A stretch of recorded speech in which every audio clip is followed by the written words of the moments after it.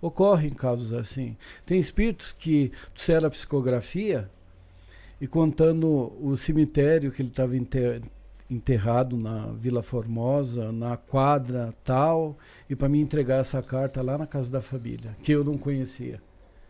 Então são situações que eu fui colocado também na saia justa. Porque a pessoa não estava procurando aquilo, você não sabe qual que é. Não, você vai lá, bate na porta, e foi uma época que não se tinha a informação de rede social. Isso daí foi no ano de 1992. Então você não tinha essa informação pulverizada, coisa que a gente tem de rede social. Sim. Então, foi um dos casos assim delicados que eu acabei psicografando, né, sendo instrumento. Entendi.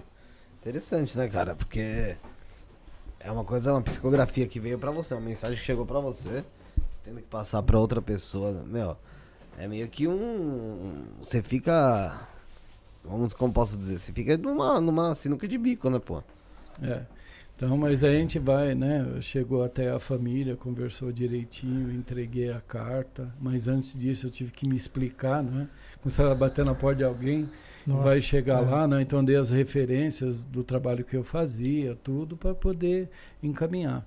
Isso daí trouxe um conforto muito grande, porque a mãe, né, desse rapaz, ela pensava no suicídio. Eu acho que por isso que houve essa necessidade desse pronunciamento a respeito desse caso, entendeu? Então isso daí depois acalmou o coração. Hoje essa pessoa não vive mais nem em São Paulo, a mãe, né? Ela foi reconstruir a vida em Curitiba, no Paraná. Eu acho fantástico esses relatos aí de comprovações, né? Quando os espíritos passam psicografia. Até eu gostaria de citar um caso aqui que eu deixei aqui pra gente comentar, que da outra vez eu falei, mas rapidamente aconteceu aqui no Brasil, não sei se você ficou sabendo disso, Wagner. Saiu lá na Tribuna do Ceará, isso eu vi replicado aqui em São Paulo, acho que no Estadão, de uma mãe, tinha um filho lá chamado Galdino, no Ceará, e ele saía, era solteiro, ele ia em algumas vaquejadas, em algumas festas, ficava alguns dias fora de casa, e ele de repente ele desapareceu, ficou muitos dias fora de casa, a mãe ficou preocupada, falou, aconteceu alguma coisa. Foi atrás dele, não achava, fez cartazes com a foto dele, pregou lá nos postes, não achou. E parece que passou uns 5 anos, não achou, morreu, né? Porque não tem jeito. Aí ele entrou pro espiritismo, quase todo mundo que perde alguém acaba entrando, graças a Deus existe o espiritismo, né? Para explicar um pouco isso, acalmar essa dor. E aí ela, participando de um trabalho de psicografia num centro, um médium lá passou falando, olha, procura na Lagoa do Juvenal, deu até esse nome, pesquisem aí na internet.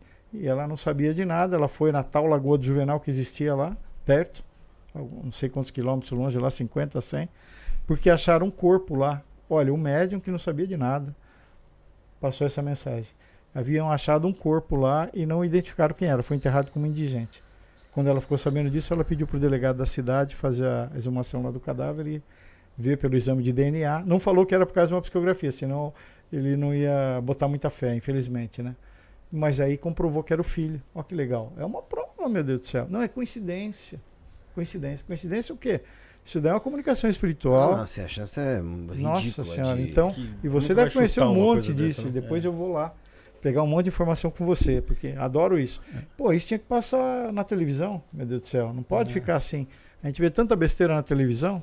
É uma comprovação de reencarnação, ou de reencarnação não, mas nesse caso, sobrevivência após a morte, o espírito falando isso, né? Como que alguém iria descobrir isso do nada? E tem muitos casos que mostram isso. Nos Estados Unidos usam muito pesquisadores espirituais. Aqui no Brasil não, né? Deveria ter mais. Eu acho que tem muito mais média no Brasil que nos Estados Unidos, mas lá eles usam isso. Até contratam, né, os investigadores. Às vezes não dá em nada, mas às vezes dá. Eles conseguem achar com essa informação. Né? Será que é porque a ciência não achou uma medida de comprovar isso? Então, sim, a gente não pode nem falar que não existe. Ciência, não precisa da ciência para comprovar as coisas. Na minha opinião, Ricardo Sanfilippo. Por quê? Porque a ciência não sabe de tudo. Nós estamos numa escala ainda de aprendizado. Hoje nós sabemos mais que há 50 anos atrás. A 50 sabia mais que a 100. Então daqui 50 vai saber mais do que hoje. Como é que nós podemos olhar para trás e querer explicar tudo com a ciência de hoje? Se a ciência não descobriu o que vai acontecer daqui 10 anos. Não dá. Né? Então, peraí, vocês não têm essa bola toda, não. Tem coisas que não está na mão da ciência. Como alguns casos que a gente vê de dores, de curas espirituais, que a pessoa não acha na ciência explicação. Eu já vi acontecer isso. Várias pessoas morrendo de dor, já fui tudo quanto é médico. Vem no HC, inclusive. Aí não toma remédio há 30 anos, não sabe o que é. Passa num trabalho espiritual, tira uma tonelada de espíritos, melhora 80% a dor. E aí, ciência, explica essa.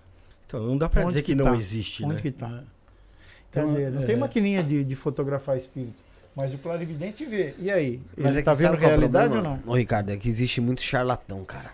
Mas tem que tirar, e é por isso que ciência, mas é tem por que isso que a saber. TV, você fala, por que tal coisa não passa na TV? Porque imagina o tanto de gente que tem por aí falando, eu tô vendo que tal pessoa tá em tal lugar. Mas tem que estudar com método científico, igual o Ian Stevenson fez na Universidade da Virgínia.